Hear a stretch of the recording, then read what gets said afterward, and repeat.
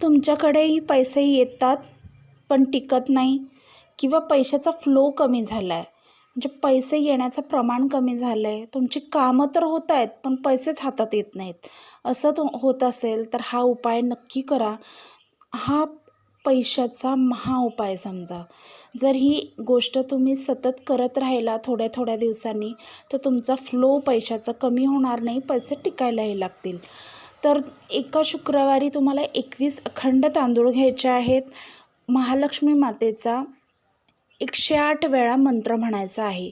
हातामध्ये तांदूळ घेऊन तुम्ही मंत्र म्हटला तरी चालेल किंवा तुमच्या देवाऱ्यामध्ये मंदिरामध्ये ते 21 दाणे एका वाटीमध्ये ठेवून तुम्ही मंत्र म्हणून नंतर हे तांदूळ तुम्ही तिजोरीमध्ये, लॉकरमध्ये, पर्समध्ये ठेवले तरी चालतील. हा इतका चमत्कारी उपाय आहे की हा केल्यानंतर पैशाची कमतरता आणि पैसे न टिकणे हे दोन्ही प्रॉब्लेम सॉल्व्ह होतात. नक्की करा. श्री स्वामी समर्थ. माझ्या चॅनलला सबस्क्राईब, लाईक आणि शेअर करायला विसरू नका.